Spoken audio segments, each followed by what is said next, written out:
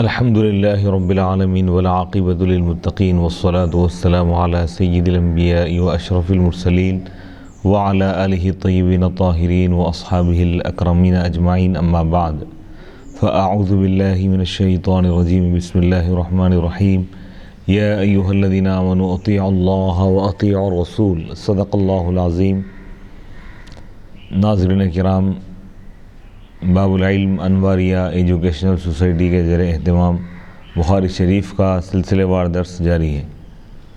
آج کی اس نشست کا آغاز تیمم کے بیان سے ہو رہا ہے۔ کتاب التیمم۔ بسم اللہ الرحمن الرحیم۔ باب وقول اللہ تعالی فلم تجدوا ماء فتیمموا صعیدا طیبا فامسحوا بوجوہکم وایدیکم منہ۔ حدیث نمبر 334۔ حدثنا عبداللہ بن یوسف قال اخبرنا مالک عن عبد الرحمن بن القاسم عن ابیہ عن عائشة زوج النبی صلی اللہ علیہ وسلم قالت خرجنا مع رسول اللہ صلی اللہ علیہ وسلم في بعض اسفاره حتى اذا كنا بالبيداء او بذات الجيش انقطع عقد لي فاقام رسول الله صلی اللہ علیہ وسلم على التماسه وقام الناس معه وليسوا على ماء فأتى الناس إلى أبي بكر الصديق فقالوا ألا ترى ما صنعت عائشة أقامت برسول الله صلى الله عليه وسلم والناس وليسوا على ماء وليس معهم ماء فجاء أبو بكر ورسول الله صلى الله عليه وسلم واضعا رأسه على فخذي قد نام فقال حبست رسول الله صلى الله عليه وسلم والناس وليسوا على ماء وليس معهم ماء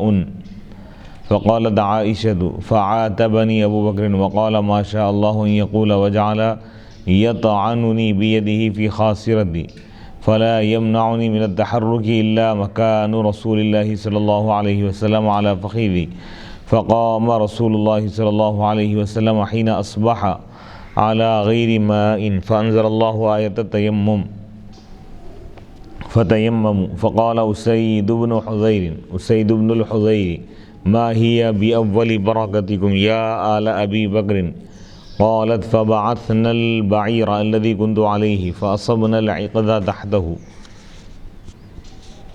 بسم اللہ الرحمن الرحیم۔ اس سے پہلے یعنی تیمم کے بیان سے پہلے وضو کا بیان تھا، کتاب الوضو۔ اور تیمم وضو کی فرع ہیں، وضو اصل ہیں، اور وضو ممکن نہ ہو تو اس وقت تیمم کرنے کا حکم ہے۔ اس لیے کتاب الوضو کے بعد کتاب التیمم کو لایا گیا۔ تیمم یہ باب تفاعل سے تیمم یتیمم تیممن، ارادہ کرنا، اس کے معنی ہے قصد کرنا، کیونکہ تیمم میں مٹی کا قصد کر کے اس سے چہرے اور ہاتھوں پر مسح کرنے کا قصد کیا جاتا ہے، یعنی اس کے ذریعے سے پاکی حاصل کرنے کا ارادہ کیا جاتا ہے۔ اس کے شرعی معنی یہ ہے نماز یا اور کسی عبادت کے لیے پاک مٹی کا قصد کر کے چہرے اور ہاتھوں پر ملنا، یعنی کوئی اگر قرآن کو ہاتھ لگانا چاہ رہا اور ناپاک ہے، پانی وغیرہ موجود نہیں ہے تو تیمم کرنے کا حکم۔ اسی طرح نماز کے لیے تیمم کرنے کا حکم ہے اگر پانی موجود نہ ہو، یا پانی موجود تو ہے لیکن پانی کے استعمال پر اگر قدرت نہ ہو، جیسے کوئی شخص بیمار ہے، پانی تو موجود ہے لیکن ایسا بیمار ہے کہ اگر وہ پانی کا استعمال کرے گا تو اور بیماری بڑھ جائے گی، تو ایسی صورت میں اس کے لیے تیمم کرنا جائز ہے۔ تیمم کی دلیل قرآن مجید کی آیت ہے، سورہ نساء آیت نمبر 43 اور سورہ مائدہ کی آیت نمبر 6۔ فَتَيَمَّمُوا صَعِيدًا، یعنی اگر تم کو پانی نہ ملے تو تم پاک مٹی کے ذریعے تیمم کرو، پاک مٹی کا ارادہ کرو، اور اس کی دلیل میں بکثرت احادیث موجود ہے۔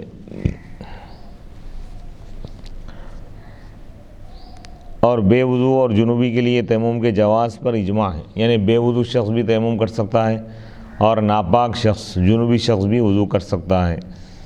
حضرت عمر اور حضرت عبداللہ بن مسعود اور تابعین میں سے ابراہیم نخعی جنوبی کے لیے تیمم کے جواز کے قائل نہیں تھے، لیکن بعد میں انہوں نے رجوع کر لیا، یعنی وہ لوگ ناجائز سمجھتے تھے اس کو، بعد میں وہ لوگ اس بات کو مان لیے کہ جنوبی شخص بھی تیمم کر سکتا ہے، جائز ہے اس کے لیے۔ تیمم کا جواز اس امت کی فضیلت اور خصوصیت ہے، گزری ہوئی امتوں کو یہ فضیلت حاصل نہیں تھی۔ بابن وقول اللہ تعالیٰ، اور اللہ تعالیٰ کا یہ ارشاد، فلم تجدوا ماء، پس اگر تم پانی نہ پاؤ، فتیمموا، تو تم تیمم کرو پاک مٹی سے،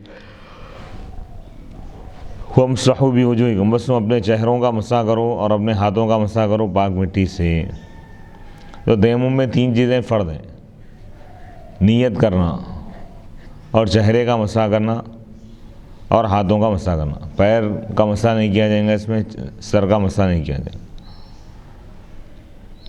حدیث نمبر 334، حدثنا عبداللہ بن یوسف، امام بخاری رحمۃ اللہ علیہ فرماتے ہیں کہ ہم کو عبداللہ بن یوسف نے یہ حدیث بیان کی، قال، انہوں نے کہا، اخبرنا مالک، مالک نے ہم کو خبر دی عبد الرحمن بن قاسم سے، عبد الرحمن بن قاسم اپنے والد قاسم سے روایت کرتے ہیں، قاسم حضرت عائشہ رضی اللہ تعالیٰ عنہ سے روایت کرتے ہیں، زوج النبی، حضرت عائشہ رضی اللہ تعالیٰ عنہ جو نبی پاک علیہ الصلوۃ والسلام کے زوجہ ہیں، ام المؤمنین ہیں، ان سے روایت کرتے ہیں، قالت، ام المؤمنین حضرت عائشہ رضی اللہ تعالیٰ عنہ فرماتی ہیں کہ ہم اللہ کے رسول علیہ الصلوۃ والسلام کے ساتھ ایک سفر میں روانہ ہوئے، نکلے، یہاں تک کہ جب ہم مقام بیضاء پہنچے یا مقام ذات الجیش، انقطع عقد لی، تو میرا ایک ہار گم ہو گیا،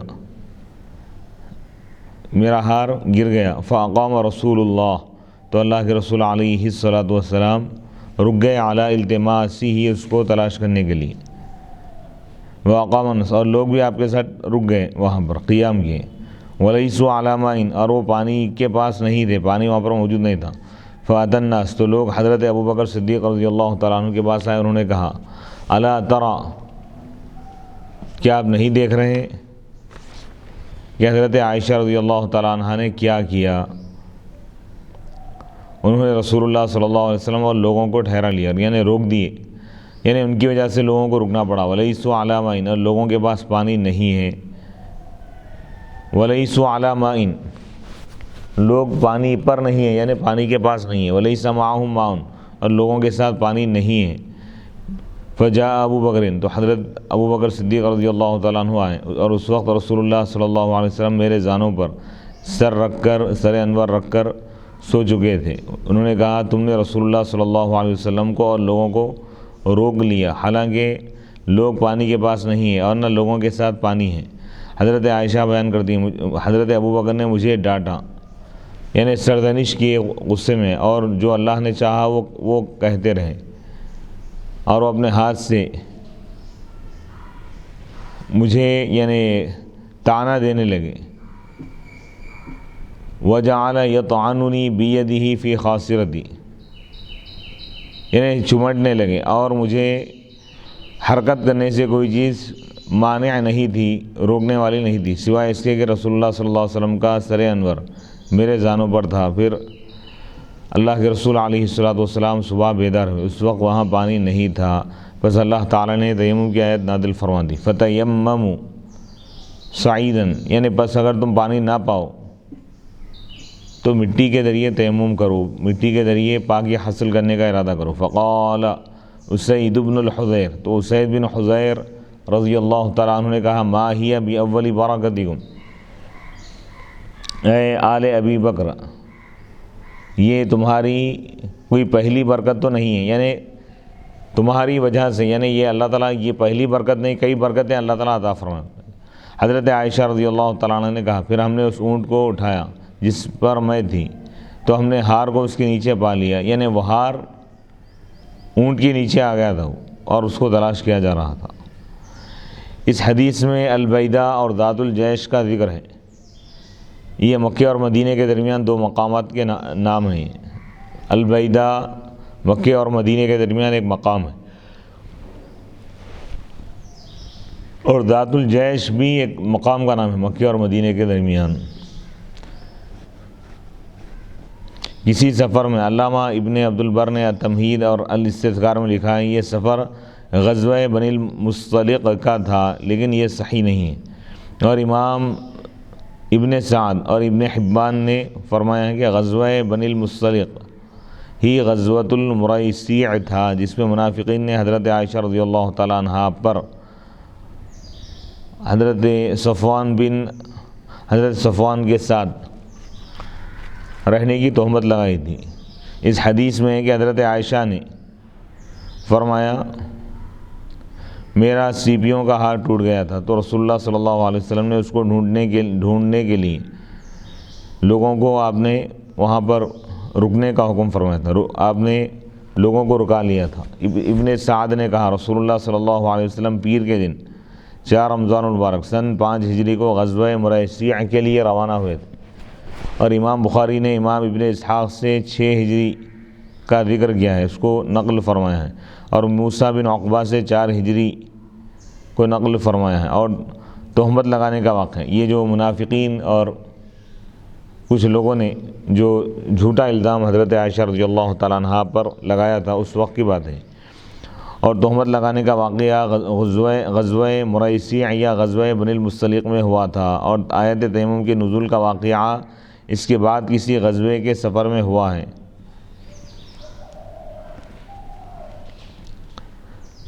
اب یہاں پر 2 احادیث ہیں، دونوں میں تعارض پایا جا رہا ہے، تو اس کا جواب اگر یہ اعتراض کیا جائے کہ عبداللہ بن نمیر، تعارض یعنی ٹکراؤ، اگر یہ اعتراض کیا جائے کہ عبداللہ بن نمیر کی ہشام سے روایت ہے آپ نے ایک شخص کو بھیجا تو اس نے ہار کو پا لیا، اور امام مالک کی روایت میں ہم نے اونٹ کو اٹھایا تو ہم نے ہار کو پا لیا، اور ان میں تضاد ہیں، یعنی ایک روایت سے الگ معنی معلوم ہو رہے دوسری روایت سے الگ۔ میں کہتا ہوں کہ المحلب نے کہا ہے کہ ان میں تناقض نہیں ہے، کیونکہ یہ ہو سکتا ہے کہ آپ نے اسید بن حضیر کو بھیجا ہو اور انہوں نے ہار کی تلاش سے لوٹنے کے بعد اس کو پا لیا ہو، اور یہ بھی ہو سکتا ہے کہ ہار کی تلاش میں بھیجنے کے بعد آپ نے اونٹ کو اٹھایا تو اس کے نیچے سے ہار مل گیا، بس ان میں تعارض نہیں ہے۔ علامہ عینی فرماتے ہیں یہ 2 الگ واقعے ہیں، کیونکہ ایک روایت میں عقد کا لفظ ہے، دوسری روایت میں قلادہ کا لفظ ہے، لہذا ان 2 روایتوں میں تعارض نہیں رہا۔ اور یہ بھی ہو سکتا ہے کہ حضرت عائشہ رضی اللہ تعالیٰ عنہ نے کہا ہے کہ آپ نے ایک آدمی کو بھیجا، اس نے ہار کو پا لیا، اس سے حضرت عائشہ رضی اللہ تعالیٰ عنہ کی مراد یہ تھی کہ آپ نے ہار کو پا لیا، لہذا تعارض نہیں رہا۔ یعنی 2 الگ واقعے ہیں، یہ بتا رہے ہیں، اس کی تفصیل گزر چکی ہے۔ آیت تیمم کے نزول کا واقعہ، اس پہ ٹکراؤ نہیں رہا، تعارض کا لفظ کئی مرتبہ آ چکا ہے۔ علامہ عینی فرماتے ہیں کہ یہ 2 الگ واقعے ہیں، کیونکہ ایک روایت میں عقد کا لفظ ہے اور دوسری روایت میں قلادہ، تو 2 الگ واقعات ہیں۔ آیت تیمم کے نزول کا واقعہ منافقین کے تہمت لگانے کے واقعے کے بعد کسی غزوے کا ہے۔ 2 واقعات الگ بتا رہے ہیں۔ ہشام بن عروہ کی اس کے بعد جو روایت ہے اس میں مذکور ہے، یہ بات ذکر کی گئی ہے، بس اللہ کی قسم جب بھی آپ پر کوئی ایسی مصیبت نازل ہوئی جس کو آپ ناپسند کرتی ہو تو اللہ نے اس میں مسلمانوں کے لیے خیر رکھ دی، اور کتاب النکاح میں یہ الفاظ ہیں، مگر اللہ نے اس میں آپ کے لیے نجات کی راہ اور مسلمانوں کے لیے اس میں برکت رکھ دی، اور اس میں یہ خبر ہے کہ تیمم کا واقعہ تہمت لگائے جانے کے بعد کا واقعہ ہے۔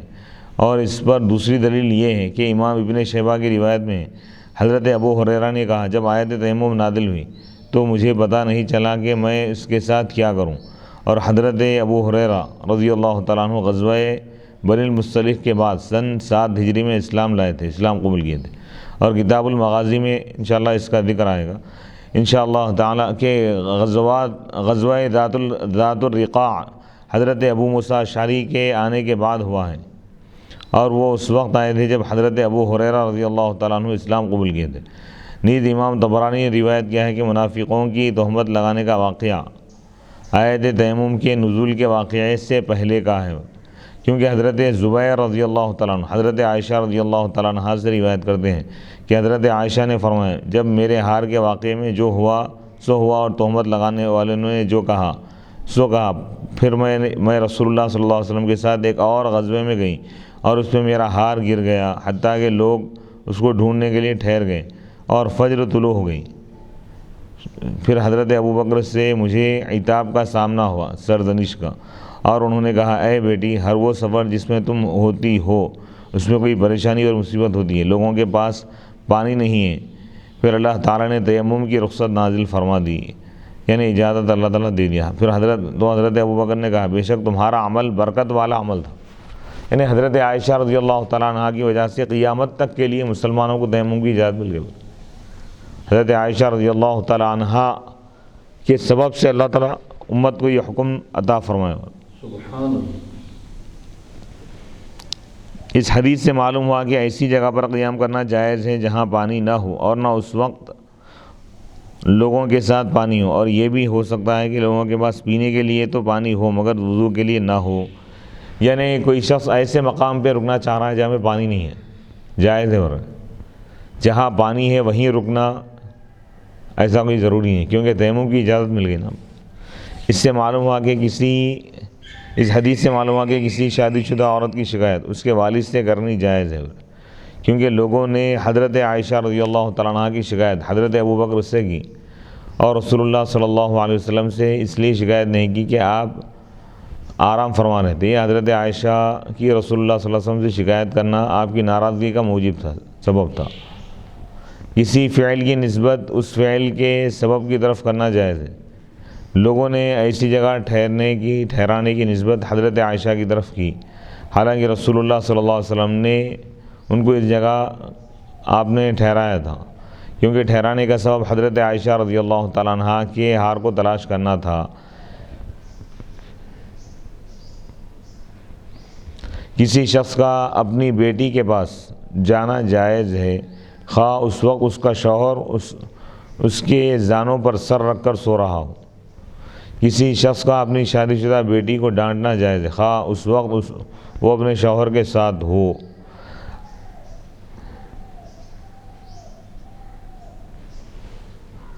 اس حدیث میں رسول اللہ صلی اللہ علیہ وسلم کے رات کو تہجد کی نماز پڑھنے کا ذکر نہیں ہے۔ اس سے معلوم یہ ہوا کہ آپ پر تہجد کی نماز فرض نہیں تھی، اور کبھی کبھی آپ تہجد کو ترک بھی کر دیتے تھے۔ اس واقعے کے بعد سورہ مائدہ کی آیت نمبر 6ویں آیت نازل ہوئی، جس میں وضو کرنے کا حکم ہے اور پانی نہ ملنے کی صورت میں تیمم کرنے کا حکم ہے۔ اس سے معلوم ہوا کہ آیت وضو نازل ہونے سے پہلے مسلمانوں پر وضو کرنا فرض تھا۔ آیت وضو نازل ہونے سے پہلے مسلمانوں پر وضو کرنا فرض تھا۔ یہی وجہ ہے کہ جب وہ ایسی جگہ ٹھہرے جہاں پانی نہیں تھا، وہ پریشان اور مضطرب ہوئے کہ حضرت عائشہ نے رسول اللہ صلی اللہ علیہ وسلم کو ایسی جگہ ٹھہرا لیا جہاں پانی نہیں ہے، اور انہوں نے اس بات کی حضرت ابوبکر صدیق رضی اللہ تعالیٰ عنہ سے شکایت کی، اور حضرت ابوبکر نے اس بات پر حضرت عائشہ رضی اللہ تعالیٰ عنہ کو آپ نے ڈانٹا اور سرزنش فرمائی۔ علامہ ابن عبد البر فرماتے ہیں کہ تمام اہل مغازی کے نزدیک یہ مسلم ہے کہ جب سے نبی صلی اللہ علیہ وسلم پر نماز فرض ہوئی ہے، آپ نے کوئی نماز بغیر وضو کے نہیں پڑھی، اور اس سے یہ معلوم ہوا کہ قرآن مجید میں آیات کے نزول سے پہلے بھی وحی خفی کے ذریعے نبی اکرم صلی اللہ علیہ وسلم کو احکام شرعیہ کا علم ہوتا تھا۔ وحی خفی یعنی الہام کے ذریعے، وحی جلی، وحی خفی۔ وحی جلی قرآن ہے، وحی خفی سے مراد حدیث ہے، حدیث قدسی وغیرہ۔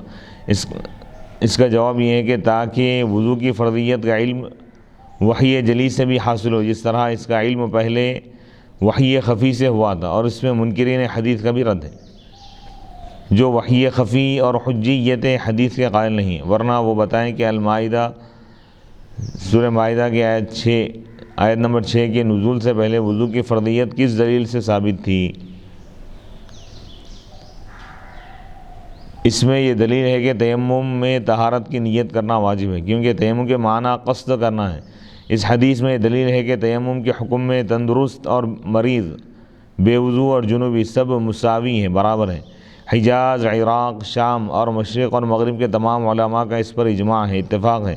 حضرت عمر بن خطاب اور حضرت عبداللہ بن مسعود رضی اللہ تعالیٰ عنہ یہ کہتے تھے کہ جنوبی کے لیے تیمم کرنا جائز نہیں ہے، اور اس کی طہارت صرف غسل سے ہو سکتی ہے، کیونکہ قرآن مجید میں یہ حکم ہے وَإِن كُنتُمْ جُنُبًا فَطَّهَّرُوا، اور اگر تم جنوبی ہو تو غسل کرو، وَلَا جُنُبًا إِلَّا عَابِرِي سَبِيلٍ حَتَّى تَغْتَسِلُوا، اور تم حالت جنابت میں مسجد کے قریب نہ جاؤ مگر راستہ عبور کرنے کے لیے، پار کرنے کے لیے، یہاں تک کہ تم غسل کر لو۔ اور جمہور صحابہ، فقہاء، تابعین اور بعد کے علماء نے جنوبی کے لیے تیمم کے جواز پر، جائز ہونے پر اس آیت سے استدلال کیا ہے۔ وَإِن كُنتُم مَرْضَىٰ أَوْ عَلَىٰ سَفَرٍ أَوْ جَاءَ أَحَدٌ مِّنكُم مِّنَ الْغَائِطِ أَوْ لَامَسْتُمُ النِّسَاءَ فَلَمْ تَجِدُوا مَاءً فَتَيَمَّمُوا صَعِيدًا طَيِّبًا، اور اگر تم بیمار ہو یا سفر میں ہو یا تم میں سے کوئی شخص بیت الخلاء سے آیا ہو، أَوْ لَامَسْتُمُ النِّسَاءَ، یا تم نے عورتوں کے ساتھ مباشرت کی ہو، تو فَلَمْ تَجِدُوا مَاءً، بس تم پانی نہ پاؤ تو تم تیمم کر لو۔ تو اس آیت سے معلوم یہ ہو رہا ہے کہ جنوبی شخص کے لیے بھی تیمم کرنا جائز ہے، تیمم اس کے لیے قائم مقام ہے غسل کے۔ اس حدیث میں سفر میں تیمم کرنے کے جواز پر دلیل ہے۔ کوئی سفر میں اور پانی موجود نہ ہو، سفر خالی صرف نفس سفر مراد نہیں ہے، سفر میں ہے اور پانی موجود نہیں ہے تو تیمم کر سکتا ہے۔ سفر کی قید اتفاقی ہے، کیونکہ عموماً سفر میں پانی کا ملنا یا حالات کا ایک جیسا ہونا ضروری ہے، اس لیے سفر کی قید ہے وہاں پہ، ورنہ سفر ہو یا حضر ہو، پانی موجود نہیں ہے اور اس کو تلاش کرنے کے باوجود بھی اگر نہ ملے تو تیمم کر سکتا ہے۔ اور اس پر اجماع ہے کہ جب شہر میں تیمم کرنے میں اختلاف ہے،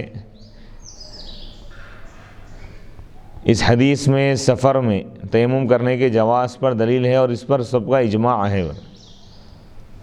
یعنی حالت سفر میں تیمم کرنا جائز ہے، اس کے جائز ہونے پر سب کا اتفاق ہے۔ اب اجماع کا اختلاف، جبکہ شہر میں تیمم کرنے کے بارے میں اختلاف ہے، کوئی شخص شہر میں موجود ہے، سفر میں نہیں ہے، حضر میں ہے، تو تیمم کر سکتا ہے یا نہیں۔ امام مالک اور ان کے اصحاب یہ کہتے ہیں کہ شہر میں اور سفر میں تیمم کرنا برابر ہے، شہر میں بھی کر سکتا ہوں تیمم، یعنی مقام پر رہ کر بھی، جب پانی نہ ہو۔ شرط کیا ہے؟ جب کہ پانی موجود نہ ہو، یا مرض یا شدید خوف ہو، یا وقت نکلنے کی وجہ سے پانی کا استعمال مشکل ہو۔ ابو عمر نے کہا ہے، امام ابو حنیفہ اور امام محمد کا بھی یہی قول ہے، اور امام شافعی نے کہا ہے کہ شہر میں تندرست آدمی کے لیے تیمم کرنا جائز نہیں ہے، سوائے اس کے کہ اس کو پانی کے استعمال سے ہلاکت کا خوف ہو۔ اور امام ابو یوسف اور امام ظفر نے کہا شہر میں تیمم کرنا کسی حال میں جائز نہیں، نہ مرض کی وجہ سے نہ وقت نکلنے کے خوف کی وجہ سے۔ امام شافعی کا بھی یہی مذہب ہے۔ اور لیث اور طبری نے کہا ہے جب شہر میں پانی نہ ہو اور وقت نکلنے کا خطرہ ہو تو تندرست اور بیمار دونوں تیمم کر سکتے ہیں، اور وہ نماز پڑھ کر دہرائیں گے۔ اور امام اعظم ابو حنیفہ رحمۃ اللہ علیہ کے نزدیک وقت نکلنے کی وجہ سے تیمم کرنا جائز نہیں ہے، یعنی اگر پانی ملنے کا یقین ہے وقت کے اندر تو وہ تیمم کر لے گا، یعنی پانی اگر ملنے کا یقین ہے اس کو وقت ختم ہونے سے پہلے، تو اب وہ تیمم نہیں کرے گا بلکہ پانی کا انتظار کرے گا، پانی ملنے کے بعد وضو کر کے نماز ادا کرے گا۔ نہیں، اگر پانی ملنے کے کوئی امکانات نہیں ہیں اور وقت کے ختم ہونے کا اندیشہ ہے، پانی کے آثار نہیں ہیں پانی ملنے کے، اور تلاش کر لیا، اور تلاش کے باوجود بھی اگر پانی نہ ملے، چاروں جانب 1-1 کلومیٹر تک، 1-1 میل، ایک روایت میں ہے کہ 1-1 میل تک تلاش کرنے کے باوجود پانی نہ ملے تو وہ تیمم کر کے نماز پڑھ سکتا ہے۔ جب امن کا زمانہ ہو تو عورتوں کے ساتھ غزوات وغیرہ کا سفر کرنا جائز ہے، اور اگر ایک شخص کے نکاح میں کئی ازواج ہو تو وہ جس کو چاہے ساتھ لے کر سفر پر جا سکتا ہے، اور ان کے درمیان قرآن دادی کر لے تو بہتر ہے، اور جس کے نام امن یعنی کوئی ڈر خوف نہ ہو۔ اگر اس حدیث میں مال حلال کی عزت و حرمت پر دلیل ہے کہ اس کو ضائع نہیں کرنا چاہیے، خواہ وہ چیز کم قیمت کی ہو۔ اس حدیث میں مال حلال کی عزت و حرمت پر دلیل ہے، یعنی جو حلال مال ہے اس کو ضائع نہیں کرنا چاہیے، یہ بتانا چاہ رہے ہیں۔ مال کی حفاظت کرنی چاہیے، اور اگر وہ گم ہو جائے تو اس کو تلاش کرنا چاہیے، خواہ اس کی تلاش میں نماز کا وقت آ جائے، اور گم شدہ چیز کو تلاش کرنا توکل کے خلاف نہیں۔ ایک فرد کا نقصان پوری قوم کا نقصان ہے۔ اس میں کسی چیز کو عاریتاً لینا اور اس کو لے کر اس کی اجازت سے سفر کرنے کا ثبوت ہے، کسی کے پاس سے کوئی چیز بدل لینے کا ثبوت ہے۔ عورتوں کے زیورات پہننے کا جواز ہے اس میں، کیونکہ ہار زینت کے لیے پہنا جاتا ہے۔ رسول اللہ صلی اللہ علیہ وسلم کی محبت میں مشقت برداشت کرنے کا اس حدیث میں ثبوت ملتا ہے۔ اس حدیث میں حضرت عائشہ رضی اللہ تعالیٰ عنہ کی فضیلت کی دلیل ہے، کیونکہ جب غزوہ بنی مصطلق کے سفر میں آپ کا ہار گم ہوا اور آپ قافلے کے ساتھ نہ مل سکیں اور منافقین نے حضرت صفوان کے ساتھ آپ رہنے پر آپ پر تہمت لگائی، تو اللہ تعالیٰ نے آپ کی پاک دامنی اور براءت میں سورہ نور کی 10 آیات نازل فرمائیں، اور پاک دامن عورتوں پر تہمت لگانے والوں پر 80 کوڑے مارنے کا حکم نازل ہوا، اور مسلمان عورتوں کی عزت کی حفاظت کا قانون نازل ہوا۔ اور اس کے بعد اس سفر میں جب آپ کے ہار کی تلاش میں نماز کا وقت نکل گیا اور مسلمانوں نے آپ پر طعن کیا، تو اللہ تعالیٰ نے مسلمانوں میں تخفیف کے لیے، آسانی کے لیے تیمم کا حکم نازل کر دیا۔ اس سے معلوم ہوا کہ اللہ تعالیٰ کو حضرت عائشہ رضی اللہ تعالیٰ عنہ کی شان میں کوئی تہمت اور کوئی طعن گوارا نہیں۔ ہائے ہائے ہائے ہائے، لوگ اعتراض کر رہے تھے، اللہ تعالیٰ فوراً آیت نازل فرمائے ہائے ہائے، کہ یہ حکمت الہی کی وجہ سے ہوا ہے۔ حضرت عائشہ رضی اللہ تعالیٰ عنہ کا اس میں کوئی قابل گرفت کوئی عمل نہیں ہے۔ ان کا عمل امت کے لیے خیر کا سبب بتانا جا رہا ہے۔ تو یعنی امہات المؤمنین کا مقام کیا ہے؟ اللہ تعالیٰ قرآن میں بتا دیا کہ لوگ اعتراض کیے تو اللہ تعالیٰ آیت نازل فرما کے ان کے اعتراض کا جواب دی۔ کیا بات، ہاں ہاں ہاں۔ اور پورے قرآن میں کسی کے لیے، یعنی پوری تاریخ میں کسی کے لیے ایسی آیتیں نازل نہیں ہوئی۔ حضرت مریم علیہ السلام پر لوگ الزام لگائے تو حضرت مریم علیہ السلام کا جواب عیسیٰ علیہ السلام دی کہ مریم علیہ السلام پاک دامن ہے۔ لیکن جب حضرت عائشہ پر جب جھوٹا الزام لگائے تو اس کا جواب حضور نہیں دیا بلکہ اللہ تعالیٰ دیا قرآن میں۔ 10 آیتیں نازل فرمائیں کہ حضرت عائشہ رضی اللہ تعالیٰ عنہ یعنی اس تہمت سے پاک ہے، بری ہے، کیونکہ امہات المؤمنین میں آپ کا شمار ہے۔ کائنات میں امہات المؤمنین سے بہتر کوئی خاتون ہو ہی نہیں سکتی۔ بے شک، حق حق حق۔ بس اللہ تعالیٰ نے اس طعن سے، اس اعتراض سے آپ کی خلاصی کی صورت بنا دی، یعنی آپ کی نجات اور چھٹکارے کی صورت بنا دی، اور مسلمانوں پر آپ کی وجہ سے احسان کر دیا، تاکہ کوئی یہ نہ کہے کہ حضرت عائشہ کی وجہ سے ان کی نماز کا وقت نکل گیا، بلکہ یہ کہے کہ حضرت عائشہ کی برکت کی وجہ سے قیامت تک کہ مسلمانوں کو تیمم کی چھوٹ، رخصت اور سہولت حاصل ہو گئی، اور یہ وہ رخصت ہے جو اس سے پہلے کسی نبی کی امت کو حاصل نہیں ہوئی۔ اس دور میں پاکی کے لیے پانی کا استعمال کرنا ضروری تھا، آج ضروری نہیں۔ امت محمدیہ کے لیے اللہ تعالیٰ کی طرف سے اجازت ہے کہ پانی اگر نہ ملے تیمم کر لو۔ سبحان اللہ سبحان اللہ۔ یہ تیمم کا حکم حضرت عائشہ رضی اللہ تعالیٰ عنہ کی وجہ سے ملا ہو رہا ہے۔ سورہ نساء آیت نمبر 43 اور سورہ مائدہ آیت نمبر 6 دونوں میں آیت تیمم ہے۔ سورۃ النساء سورہ مائدہ پر مقدم ہے۔ قرآن کی اب جو موجودہ ترتیب ہے، پہلے سورہ نساء پھر مائدہ، لیکن آیت تیمم خاص سورۃ النساء کی ہو یا سورۃ المائدہ کی ہو، اس واقعے سے پہلے نازل نہیں ہوئی تھی۔ اسی وجہ سے تیمم کے حکم کی سہولت حضرت عائشہ رضی اللہ تعالیٰ عنہا کی برکت سے حاصل ہوئی۔ حدیث نمبر 335۔ اب یہاں پر ایک اعتراض کا جواب بھی ہے۔ بعض لوگ یہ کہتے ہیں علم غیب کے متعلق میں، بعض کہتے ہیں کہ اگر نبی صلی اللہ علیہ وسلم کو علم غیب ہوتا تو آپ فوراً بتا دیتے کہ فلاں جگہ ہار پڑا ہوا ہے، اور آپ نے اس طرح نہیں بتایا تو اب بعض لوگ یہ اعتراض کرتے ہیں کہ معلوم ہوا کہ آپ کو علم غیب نہیں ہے۔ اس اعتراضات کے جوابات، یہ اعتراض اگر کوئی کرے کہ اگر حضور کا علم غیب ہوتا تو آپ پہلے ہی بتا دیتے، ادھر رکنے کی ضرورت نہ پڑتی، تو اس کا جواب، کسی چیز کے علم کو یہ لازم نہیں ہے کہ اس کا اظہار بھی کیا جائے۔ اللہ تعالیٰ کو قیامت کے وقوع کا علم ہے، اللہ تعالیٰ کو معلوم ہے کہ قیامت کب قائم ہوں گی، اور کفار بار بار پوچھتے تھے کہ قیامت کب آئے گی، مگر اللہ تعالیٰ نے نہیں بتایا۔ یعنی حضور کو معلوم تھا لیکن آپ کیوں نہیں بتائے؟ حکمت تھی وہ، تاکہ اس کے ذریعے سے تیمم کا حکم ملے۔ اور نبی یعنی عدم اظہار عدم علم کو مستلزم نہیں ہے، کسی چیز کے اظہار نہ کرنے سے یہ لازم نہیں آتا کہ وہ چیز معلوم نہیں ہو۔ جیسے امتحانات میں طلبہ اساتذہ سے یا نگرانی کرنے والے سے پوچھتے، وہ لوگ نہیں بتاتے، اس کا مطلب یہ نہیں ہے کہ کیا ان کو معلوم نہیں ہے۔ عدم اظہار نہ کرنا نہ معلوم ہونے کی دلیل نہیں ہے، عدم علم کی دلیل نہیں ہے۔ کسی چیز کے اظہار نہ کرنے سے یہ لازم نہیں آتا کہ وہ چیز معلوم نہ ہو۔ بسا اوقات چیز معلوم ہوتی ہے، علم ہوتا ہے، لیکن اظہار نہیں کیا جاتا حکمت کی وجہ سے۔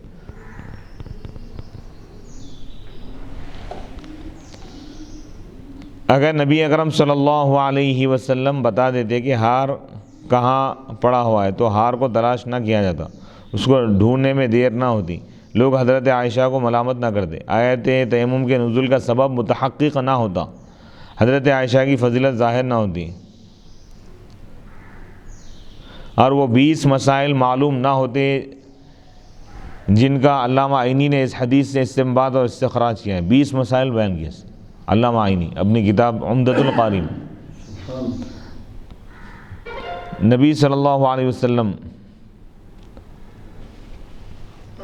تو خلاصہ کلام یہ ہے کہ اللہ تعالیٰ حضور کو علم غیب عطا فرمایا،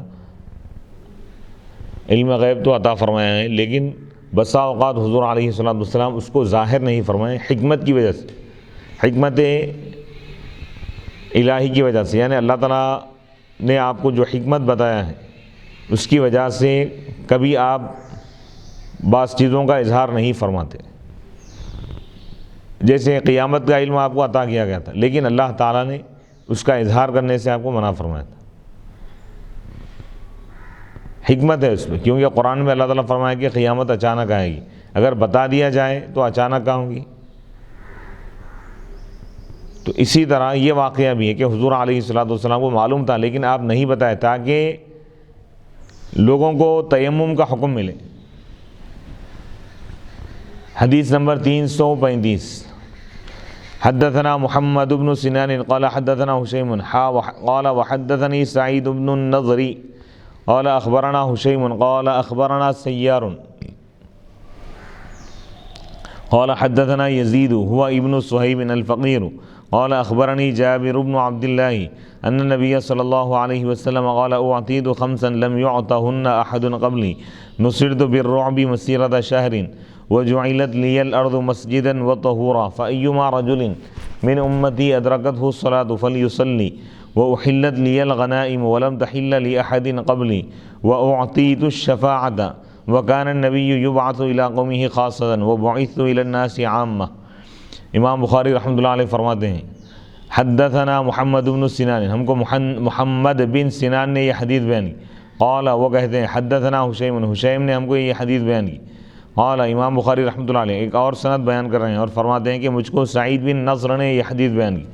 سعید بن نضر نے کہا ہم کو حشیم نے خبر دی، حشیم نے کہا ہم کو سیار نے خبر دی، سیار نے کہا ہم کو یزید ابن صہیب نے خبر دی۔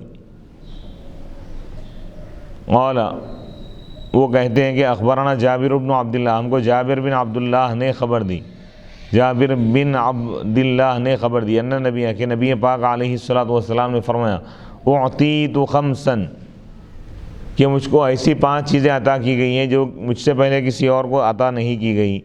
نصرت بالرعب، 5 چیزوں کا آپ ذکر کرتے ہیں، فرماتے ہیں کہ نصرت بالرعب میری مدد کی گئی رعب کے ذریعے، دبدبے کے ذریعے، مسیرۃ شہر 1 مہینے کی مسافت سے، جو 1 مہینے کی مسافت سے داری ہوتا تھا، یعنی کفار و مشرکین حضور سے 1 مسافت کی دوری پر ہے، یعنی اتنی دور ہے کہ حضور تک پہنچنے کے لیے 1 مہینے کا وقت لگتا ہے، اتنی دور سے ہی وہ لوگ حضور سے ڈرتے تھے، اتنی دور رہتے ہوئے قریب آ کے دیکھ کے ڈرنا بلکہ نہیں ہے، حضور سے 1 مہینے کی دوری پہ ہے تو بھی وہ لوگوں کے دلوں پر خوف طاری ہوتا تھا۔ سبحان اللہ۔ تو یہ اللہ کی خاص عطا تھی حضور کے لیے کہ حضور اگرچہ کہ رحمت ہے لیکن جب کفار و مشرکین کے درمیان اگر جاتے ہیں آپ، یا اگر نہیں بھی جاتے ہیں لیکن کفار و مشرکین آپ سے دور بھی اگر رہیں تو ان لوگوں کے دلوں میں خوف بیٹھا ہوا رہتا تھا، مقابلہ کرنے کی صلاحیت نہیں رکھ سکتے تھے لوگ۔ وَجُعِلَتْ لِيَ الْأَرْضُ مَسْجِدًا وَطُهُورًا، اور زمین میرے لیے مسجد بنا دی گئی، سجدہ گاہ اور پاک کرنے والی بنا دی گئی۔ سابقہ امتوں کے لیے کیا تھا؟ نماز کے لیے ایک جگہ مقرر تھی۔ حضور فرماتے ہیں کہ لیے میرے لیے ایسا نہیں ہے، میرے لیے اور میری امت کے لیے کہ جہاں چاہے نماز پڑھ سکتے ہیں۔ یعنی حضور جب قدم رکھے زمین پر تو پوری زمین پاک ہو گئی، اللہ کا حکم آگے جہاں چاہے سجدہ کریں۔ وہ طہورا، اور زمین پاک کرنے والی بنا دی، یعنی مٹی کے ذریعے تیمم کیا جا سکتا ہے، یہ بتانا چاہ رہے ہیں۔ فَأَيُّمَا رَجُلٍ مِّنْ أُمَّتِي، بس میری امت میں سے جو کوئی شخص اس کو نماز کا وقت اگر پالے تو چاہیے کہ نماز پڑھے۔ وہ حلت لِيَ الْغَنَائِمْ، اور مال غنیمت میرے لیے حلال کر دیا گیا، اور مجھ سے پہلے کسی کے لیے حلال نہیں تھا۔ سابقہ امتوں میں مال غنیمت کا حکم یہ تھا کہ جنگ ہونے کے بعد جو بھی مال ملا جنگ کے دوران، مال غنیمت میدان میں لا کے رکھ دینا، اس کو آسمان سے آگ آتی اس کو جلا دیتے، حکم یہ تھا۔ وہ اعطیت الشفاعہ، اور مجھ کو شفاعت کا اختیار دیا گیا، شفاعت کبریٰ۔ وکان النبی، اور نبی بھیجے جاتے تھے اپنی قوم کی طرف، خاص طور پہ ایک قوم کے لیے، اور مجھ کو پوری امت کے لیے، پوری انسانیت کے لیے اللہ تعالیٰ بھیجا۔ یعنی رسالت مطلقہ، نبوت مطلقہ اللہ تعالیٰ عطا فرمائے۔ زمان اور مکان کی قید سے اللہ تعالیٰ آپ کی نبوت کو بلند و بالا کر دیا۔ زمانہ یعنی ایک وقت کے لیے نبی کو بھیجا جاتا تھا، اس سے پہلے یہ وقت سے یہ وقت تک یہ نبی، پھر ان کے بعد یہ نبی، دوسرے نبی آتے ہی پہلے نبی کا دور ختم، تو اب حضور کا دور کبھی ختم ہونے والا نہیں۔ ہر زمانہ آپ کا ہے، ہر مکان آپ کا ہے، زمان و مکان حضور کے لیے ہو۔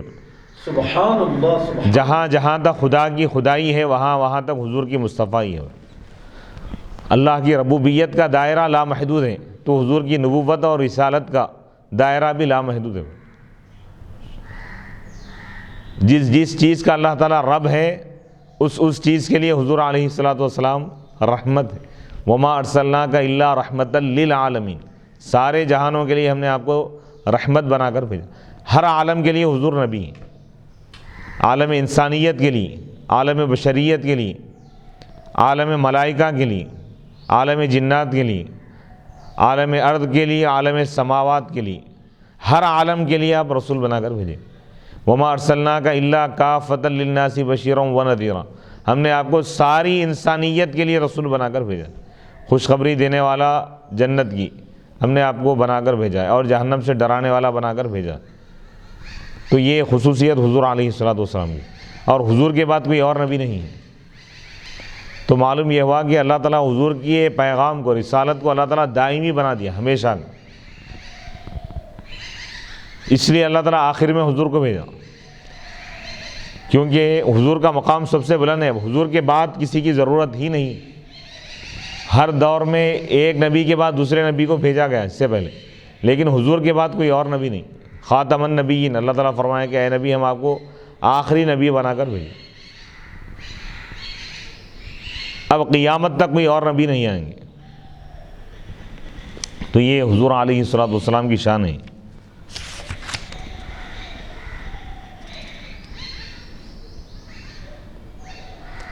نبی صلی اللہ علیہ وسلم کے مزید 12 خصائص نبی اکرم صلی اللہ علیہ وسلم نے اس حدیث میں اپنے 5 خصوصیات کا بیان فرمائے۔ علامہ بدر الدین عینی رحمۃ اللہ علیہ نے احادیث کا تتبع کر کے، تلاش کر کے مزید 12 خصائص بیان کیے ہیں۔ صحیح مسلم میں حضرت ابو ہریرہ رضی اللہ تعالیٰ عنہ سے روایت ہے کہ حضور علیہ الصلوۃ والسلام نے فرمایا کہ مجھے انبیاء علیہ السلام پر 6 وجوہ سے، 6 چیزوں کی وجہ سے فضیلت دی گئی۔ مجھے جامع الکلم دیے گئے، یعنی ایسا کلام جس میں الفاظ کم ہو اور معنی زیادہ ہو، معنی زیادہ ہو، اور مجھ پر نبوت کو ختم کر دیا گیا۔ یہ 2 خصوصیت ہے مسلم شریف میں۔ نیز صحیح مسلم میں حضرت حذیفہ سے روایت ہے رضی اللہ تعالیٰ، حضور نے فرمایا کہ مجھے لوگوں پر 3 وجوہات کی وجہ سے فضیلت دی گئی۔ ہماری صفیں فرشتوں کی صفوں کی طرح کر دی گئی، فرشتے آسمانوں پر صفیں بنا کر نماز پڑھتے، تو ہماری صفیں بھی اس طرح ہیں، اور ہمارے لیے تمام روئے زمین کو مسجد بنا دیا گیا، اور اس کی مٹی کو پاک کرنے والا بنا دیا گیا۔ یہ 3 خصوصیات ہو گئی۔ امام نسائی کی روایت میں ان خصائص کا ذکر ہے، ان خصائص کا ذکر حضور علیہ الصلوۃ نے فرمایا مجھے سورہ بقرہ کی آخری آیت عرش کے خزانوں کے نیچے سے دی گئی، جو مجھ سے پہلے کسی کو دی گئی ہے اور نہ میرے بعد کسی کو دی جائیں گی۔ یعنی سورہ بقرہ کی آخری جو 2 آیتیں آمن الرسول سے لے کے ختم تک، تو حضور فرماتے ہیں کہ یہ صرف مجھ کو عطا کی گئی، مجھ سے پہلے کسی اور کو نہیں دی گئی اور نہ میرے بعد کسی اور کو دیے جائیں، اور اللہ کے عرش کے خزانوں میں سے خزانہ ہیں۔ امام عبداللہ بن علی بن الجارود نیشابوری کی حضرت انس سے روایت ہے رضی اللہ تعالیٰ عنہ، حضور علیہ الصلوۃ نے فرمایا کہ میرے لیے ہر پاک زمین مسجد اور طہور بنا دی گئی۔ اور حضرت ابو امامہ سے روایت ہے نبی اکرم صلی اللہ علیہ وسلم نے فرمایا اللہ تعالیٰ نے مجھے انبیاء پر 4 وجوہات کی وجہ سے فضیلت عطا کی ہے، تمام روئے زمین کو میرے لیے اور میری امت کے لیے مسجد اور طہور بنا دیا، بس میری امت میں سے جو شخص جہاں بھی نماز کو پالے تو وہی اس کی مسجد اور طہور ہیں پاکی، اور رعب کے ذریعے میری مدد کی گئی ہے 1 ماہ کی مسافت سے، میرے دشمنوں کے دلوں میں میرا رعب ڈال دیا گیا ہے۔ حضرت انس رضی اللہ تعالیٰ عنہ فرماتے ہیں، بیان کرتے ہیں کہ اللہ کے رسول علیہ الصلوۃ نے فرمایا مجھے کوثر دی گئی، انا اعطیناک الکوثر، کوثر کسی اور کو اللہ تعالیٰ عطا نہیں فرمایا۔ کوثر کی کئی تفسیریں، خیر کثیر، اللہ تعالیٰ ہر خیر عطا فرمایا، اور خیر میں اللہ تعالیٰ حضور کو کثرت عطا فرمایا۔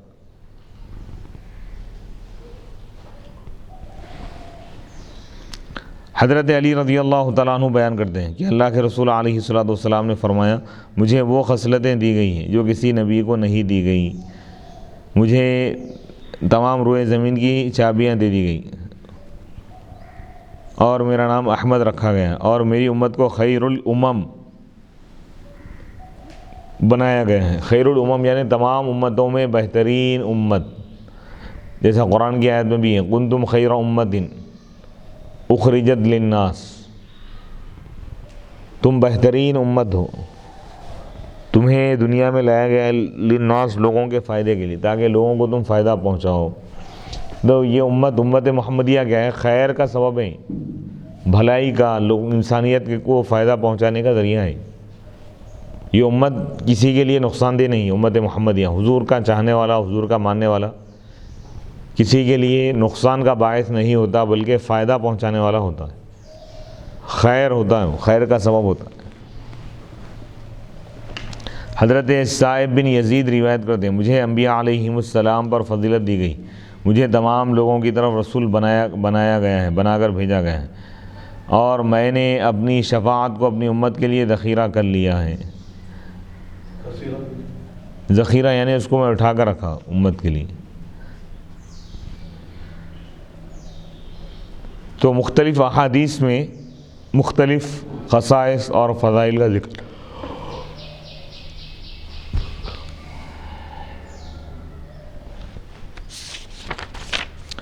نبی اکرم صلی اللہ علیہ وسلم کے 85 یعنی 85 خصائص، اور بھی روایتوں میں کئی خصائص کا ذکر موجود ہے۔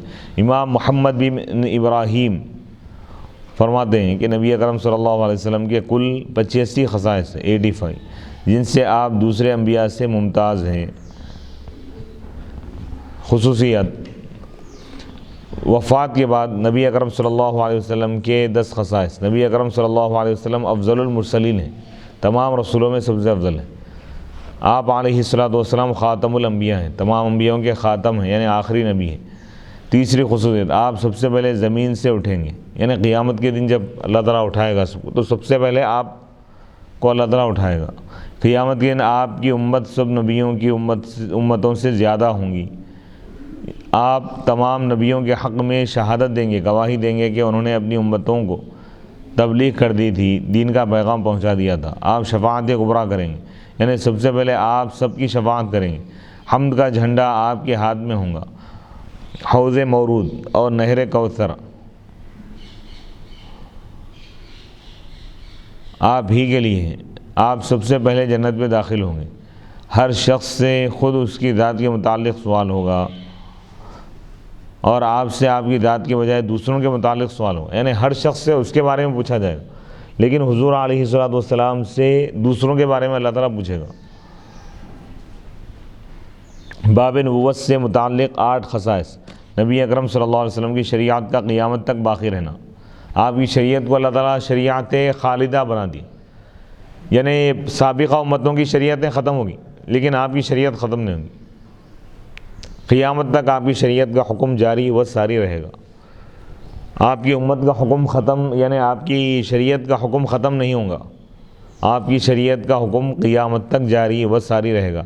جبکہ ہم دیکھتے ہیں کہ حضور سے پہلے جتنے انبیاء ہیں ان کی شریعتیں ایک زمانے کے لیے تھی، اس کے بعد ان کی شریعتوں کا حکم ختم ہو گیا، لیکن حضور کی شریعت کو اللہ تعالیٰ شریعت خالدہ بنا دیا، یعنی ہمیشہ قیامت تک اس کا حکم باقی رہے گا، اس شریعت کا حکم باقی رہے گا۔ آپ علیہ الصلوۃ والسلام کا تمام مخلوق کی طرف مبعوث ہونا۔ حضور علیہ الصلوۃ والسلام ساری کائنات کے لیے رسول بنا کر بھیجے گئے، اور حضور علیہ الصلوۃ والسلام کی کتاب کا معجز ہونا، معجزہ ہونا، اور اس کی مثل کا محال ہونا، یعنی قرآن جیسی کتاب کوئی پیش نہیں کر سکتا، یہ پیش کرنا محال ہے۔ حضور علیہ الصلوۃ والسلام کی انگلیوں سے پانی کے چشمے کی طرح، پانی کا چشمے کی طرح ابل کر نکلنا، حضور کے انگشت سے، انگلیوں سے پانی کا چشمہ جاری ہوتا تھا۔ آپ کو یعنی حضور علیہ الصلوۃ والسلام کو لیلۃ القدر کا عطا کیا جانا۔ اللہ تعالیٰ حضور علیہ الصلوۃ والسلام کو شب قدر عطا فرمائے جو 1000 مہینوں سے بھی زیادہ افضل ہے۔ یوم جمعہ کا آپ کی اور آپ کی امت کے لیے عید ہونا، یعنی یہ جمعہ کا دن امت محمدیہ حضور علیہ الصلوۃ والسلام کو اور حضور کے وسیلے سے امت کو عطا کیا گیا، اور یہ دن ہمارے لیے عید کا دن ہے، یہ بھی حضور کے خصوصیات میں سے۔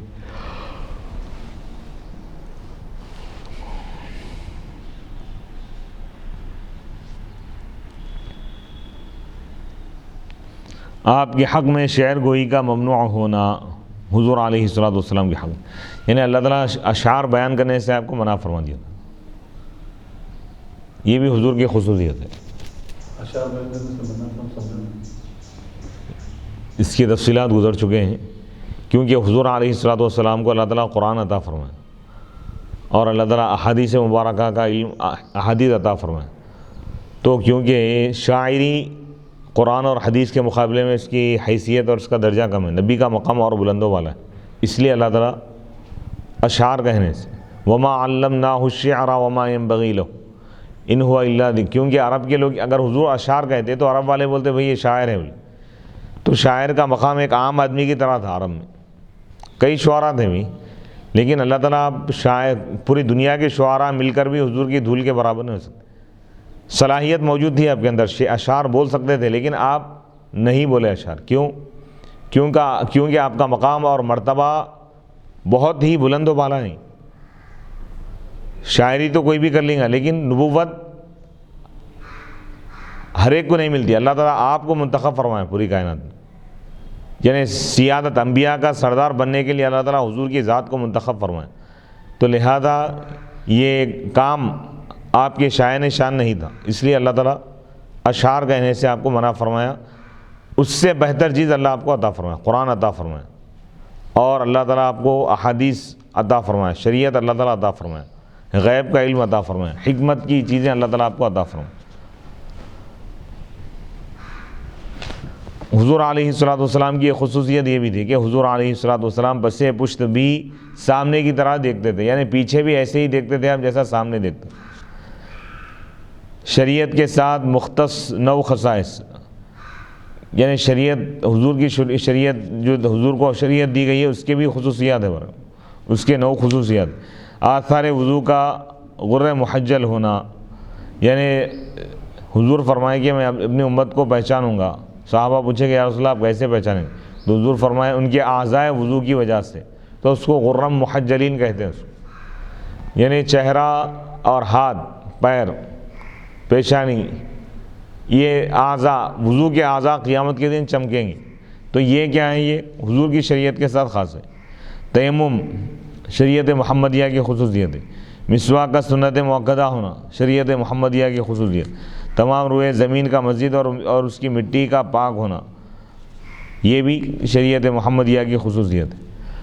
اور ایک خصوصیت یہ، آپ علیہ الصلوۃ والسلام کی آنکھیں سوتی ہیں اور دل بیدار رہتا ہے، اور نیند سے آپ کے وضو کا نہ ٹوٹنا. نیند کی وجہ سے حضور کا وضو نہیں ٹوٹتا تھا، جبکہ امت کے لیے حکم یہ ہے کہ اگر کوئی سو جائے تو اس کا سونے کی وجہ سے اس کا وضو ٹوٹ جاتا ہے، اس کا وضو ختم ہو جاتا ہے.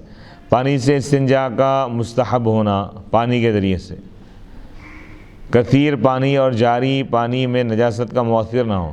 مائع کثیر اگر ہے، زیادہ پانی اگر ہے، 10x10 اگر حوض ہے، چوڑائی لمبائی اگر 10 گز اگر ہے، تو وہ اس میں اگر کوئی نجاست گر جائے تو پانی ناپاک نہیں ہوگا. اور پانی اگر بہنے والا ہے، اس میں اگر کوئی نجاست گر جائے تو پانی ناپاک نہیں ہوگا. یہ امت محمدیہ کی شریعت کی خصوصیت. نجاست کو پانی سے دھونا، یعنی طہارت کے لیے کپڑے یا کھال کو نہ کاٹنا. سابقہ شریعتوں میں حکم یہ تھا کہ اگر نجاست کپڑے پہ لگ جائے تو کپڑے کو کاٹنے کا حکم. یہاں پہ ایسا حکم نہیں ہے. کپڑے پہ اگر نجاست لگ گئی دھو دینا کافی ہے. دھونے سے نجاست ختم ہو جاتی ہے، دور ہو جاتی.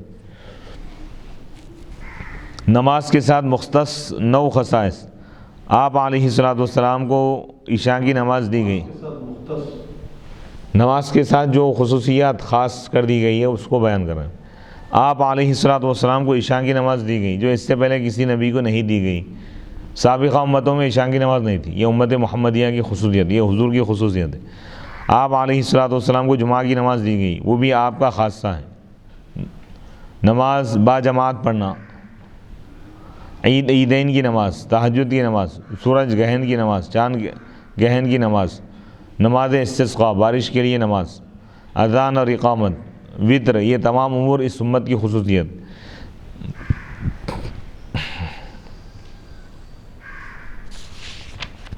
جہاد سے متعلق 9 خصائص. آپ علیہ السلام کے لیے مال غنیمت حلال کر دیا گیا ہے جو اس سے پہلے امتوں میں حرام تھا. حضرت صفیہ رضی اللہ تعالیٰ عنہ کو مال غنیمت سے حاصل کر کے ان کے ساتھ آپ نے نکاح فرمایا. آپ سب سے تیز رفتار شہ سوار تھے. آپ علیہ السلام جب جنگ کے لیے جاتے تو کبھی رجوع نہیں کرتے تھے، پلٹ کر نہیں آتے تھے. آپ قتال کیے بغیر ہتھیار نہیں اتارتے تھے. خواہ دشمن کی تعداد زیادہ ہو آپ شکست نہیں کھاتے تھے. اپنے لیے زمین رکھنا اور دوسروں کو عطا کرنا. آپ علیہ السلام کے ساتھ مخصوص تھا. وصال کے روزے آپ کی خصوصیت تھی. وصال کے روزے یعنی پیدر پہ روزے رکھنا، یہ حضور علیہ السلام کی خصوصیت تھی. یعنی پیدر یعنی کنٹینیو بغیر کچھ کھائے اور پیے کے روزے رکھنا، یہ حضور علیہ السلام کی خصوصیت تھی. نکاح کے باب میں نکاح کے متعلق 15 خصائص. لفظ ہبا سے نکاح کا جواز حضور علیہ السلام کے ساتھ مخصوص ہے. لفظ نکاح یعنی نکاح کے بارے میں جو ہے لفظ ہبا سے، ہبا کے معنی تحفہ دینا، اس لفظ سے نکاح کا جواز، نکاح کا جائز ہونا حضور کے ساتھ خاص. آپ سے مہر کو ساقط کر دیا گیا. حضور پر مہر فرض نہیں تھا، واجب نہیں تھا، اور آپ کے لیے بغیر کسی عوض کے نکاح حلال ہیں.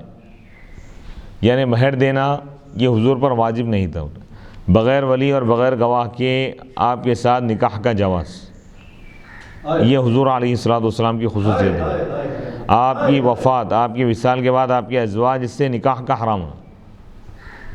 یعنی حضور کے وصال کے بعد ازواج مطہرات سے یا امہات المؤمنین سے کوئی شخص نکاح نہیں کر سکتا.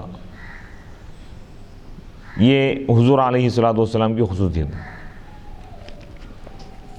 آپ کی وفات کے بعد آپ کے ازواج کے نفقے کا وجوب، حضور علیہ السلام کے پردہ فرمانے کے بعد آپ کے ازواج مطہرات کا جو نفقہ ہے خلیفہ وقت پر فرض ہے ادا کرنا. ازواج میں آپ پر باریوں کی تقسیم کا واجب نہ ہونا، یعنی دنوں کو یا راتوں کو تقسیم کرنا آپ پر واجب نہیں تھا، واجب ہے، دوسروں کے لیے فرض ہے.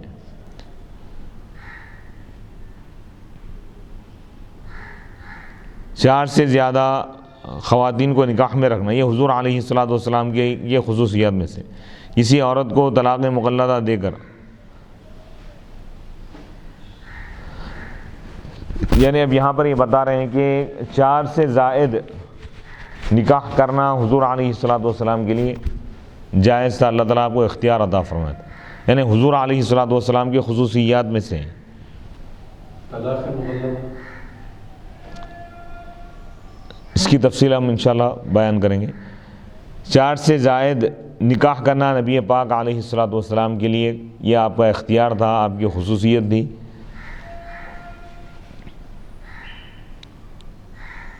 اور آپ علیہ الصلوۃ والسلام ہر ایک کے لیے کفو تھے، خواہ عورت کسی قدر معزز ہو، یعنی حضور علیہ الصلوۃ والسلام کو اللہ تعالیٰ یہ اختیار عطا فرمایا تھا کہ حضور علیہ الصلوۃ والسلام کو اللہ تعالیٰ اتنا بلند مقام عطا فرمایا کہ حضور ہر ایک کے ہمسر، یعنی مطلب یہ کہ کوئی خاتون کتنی ہی معزز کیوں نہ ہو، حضور علیہ الصلوۃ والسلام جس خاتون سے چاہے آپ نکاح فرما سکتے تھے، اللہ تعالیٰ آپ کو اجازت عطا فرمایا۔ یعنی جیسا دنیا میں دوسروں کے لیے نکاح کے احکام میں کفاءت برابری دیکھنا ہے، تو حضور علیہ الصلوۃ والسلام کے لیے کفاءت کا یہ حکم آپ کے لیے لازم نہیں تھا۔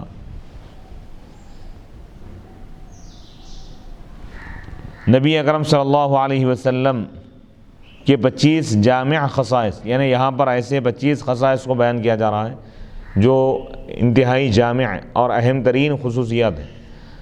کھول کے بالکل جب مسلمانوں کے پاس نفقہ نہ ہو تو آپ پر ان کی کفارت کا واجب ہونا، یعنی مسلمان اگر کوئی پریشان حال ہے، کوئی غریب اگر ہے تو اس کی کفارت حضور پر واجب تھی۔ یہ حضور علیہ الصلوۃ والسلام کی خصوصیت۔ آپ پر تہجد، وتر اور مسواک کا واجب ہونا۔ تہجد، وتر اور مسواک کا واجب ہونا۔ صحیح یہ ہے کہ ابتدا میں آپ پر تہجد واجب تھی، بعد میں اس کا وجوب منسوخ ہو گیا، یعنی بعد میں واجب نہ رہی، ابتدا میں اللہ تعالیٰ واجب کیا تھا، بعد میں یہ حکم منسوخ ہو گیا، اس کو آپ کے اختیار پر چھوڑ دیا گیا تہجد کو۔ اور وتر امت پر بھی واجب ہے۔ اب اس میں اختلاف ہے تہجد کی نماز، بعض علماء کہتے ہیں کہ تہجد بھی آپ پر فرض تھی، بعض کہتے ہیں کہ واجب تھی، بعض کہتے ہیں کہ سنت تھی۔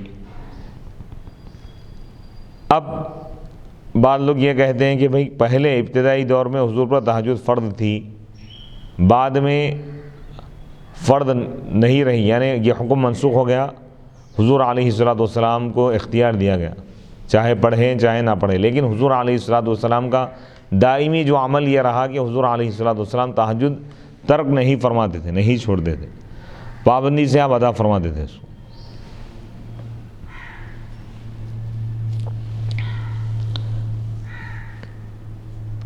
حضور علیہ الصلوۃ والسلام پر زکوٰۃ اور نفلی صدقے کا حرام ہونا، زکوٰۃ کا مال لینا آپ کے لیے جائز نہیں تھا، صدقے کا استعمال آپ کے لیے جائز نہیں تھا، حضور علیہ الصلوۃ والسلام کے لیے بھی اور سادات کے لیے بھی، یہ حضور کی خصوصیت ہے۔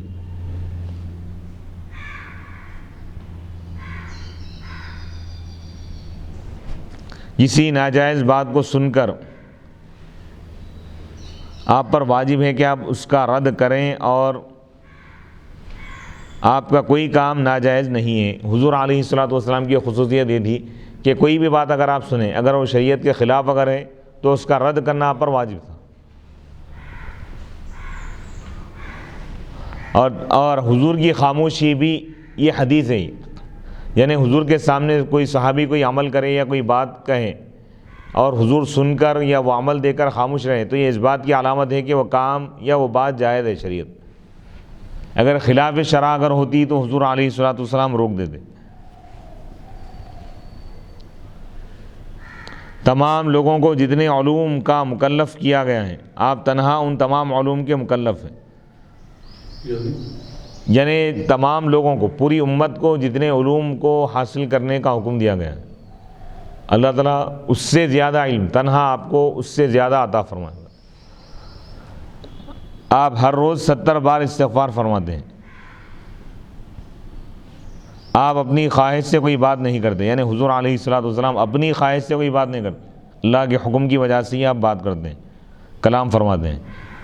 آپ ٹیک لگا کر نہیں کھاتے تھے، یعنی دیوار کو ٹیک لگا کے یا تکیے کو ٹیک لگا کے آپ کھانا نہیں کھاتے تھے۔ حضور علیہ الصلوۃ والسلام کچا لہسن، پیاز نہیں کھاتے تھے کچی پیاز یا کچی لہسن. یہ حضور کی خصوصیت. حضور علیہ الصلوۃ والسلام مقروض کی نماز جنازہ نہیں پڑھتے تھے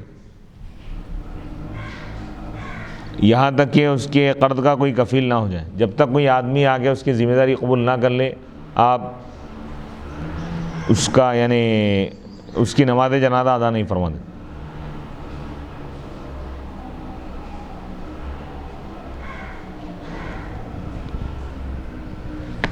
حضور علیہ الصلوۃ والسلام کے لیے صوم وصال کا جواز، یا صوم وصال کا مطلب یہ ہے کہ کنٹینیو ایک مہینے تک روزہ رکھنا، نہ سحری نہ افطار.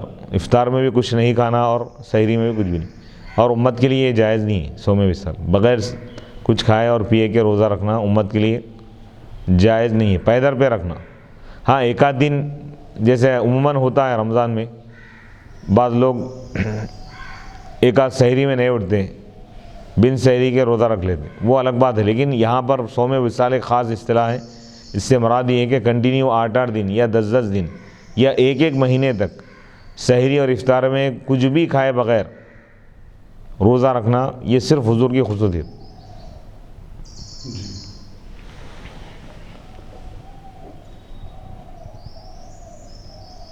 حالت احرام میں آپ کے لیے نکاح کرنا جائز تھا. احرام کی حالت میں مکے آپ کے لیے مکے میں قتال کرنا جائز کر دیا گیا تھا. مکے میں جنگ کرنا حرام ہے نا، لیکن حضور کی خصوصیت تھی، اگر چاہے تو آپ کر سکتے ہیں. آپ کی وجہ سے مدینے کو حرم بنا دیا گیا. حضور علیہ الصلوۃ والسلام جب سو جاتے تو اٹھ کر بغیر وضو کے آپ نماز پڑھتے تھے. یہ حضور کی خصوصیت ہے. حضور علیہ الصلوۃ والسلام بیٹھ کر نماز پڑھتے، اس کا اجر بھی کھڑے ہو کر نماز پڑھنے کے برابر تھا. سبحان اللہ سبحان اللہ. اگر آپ کسی نمازی کو دوران نماز بلاتے تو اس پر آپ کے بلانے پر آنا واجب تھا. نماز کے دوران ہی نبی کی بات سننا واجب، نماز ٹوٹتی نہیں تھی، پھر جہاں تک پڑھے اس کے بعد سے پڑھنا. تو یہ حضور کی خصوصیت ہے. حضور کے سوا کسی کے بلانے پر نماز چھوڑنا جائز نہیں ہے. سبحان اللہ سبحان اللہ. حضور علیہ الصلوۃ والسلام کی یہ خصوصیت ہے کہ حضور علیہ الصلوۃ والسلام کے متعلق میت سے قبر میں سوال کیا جاتا ہے، ہر مردے سے. حضور کے سوا کسی کے یعنی مخلوق میں کسی سے نہیں پوچھا جائے گا کسی کے بارے میں. اللہ کے بعد نبی کے بارے میں پوچھا جائے گا.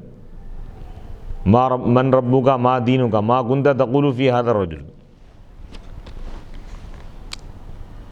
آپ علیہ الصلوۃ والسلام نے کسی کو اپنا وارث نہیں بنایا، مال کا وارث نہیں بنایا کسی.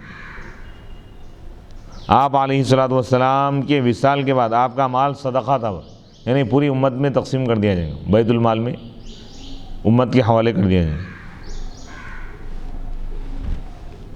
آپ علیہ الصلوۃ والسلام کے لیے حالت جنابت میں مسجد میں داخل ہونے کو جائز قرار دیا گیا تھا. حالت جنابت میں عام آدمی مسجد میں جا نہیں سکتا، حرام ہے اس کی، لیکن نبی کے لیے اجازت.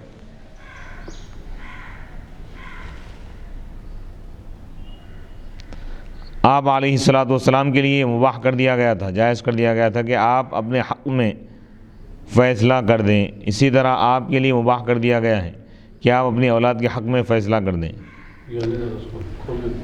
اس کی تفصیلات انشاءاللہ آئندہ بیان کریں. آپ علیہ الصلوۃ والسلام کی لعاب مبارک کا شفا کا باعث ہونا، شفا کا سبب ہونا. حضور کا لعاب دہن یہ شفا ہے. آپ علیہ الصلوۃ والسلام کے بول اور خون کا طاہر ہونا، یعنی پیشاب اور خون کا طاہر پاک ہونا، یہ بھی حضور علیہ الصلوۃ والسلام کی خصوصیات میں سے. یعنی یہ جو عام کتابوں میں یا احادیث کی جو کتابوں میں مختلف جگہ پہ جو خصائص آ گئے تھے اس کا ذکر کیا گیا. انشاءاللہ اگلی نشست میں ہم تیمم کا دوسرا باب نمبر 2 سے انشاءاللہ آغاز کریں گے. حدیث نمبر 336 سے 335 پہ آج کا درس مکمل ہو گیا. وصلی اللہ تعالی علی خیر خلقہ سیدنا محمد و آلہ و اصحابہ اجمعین والحمد للہ رب العالمین.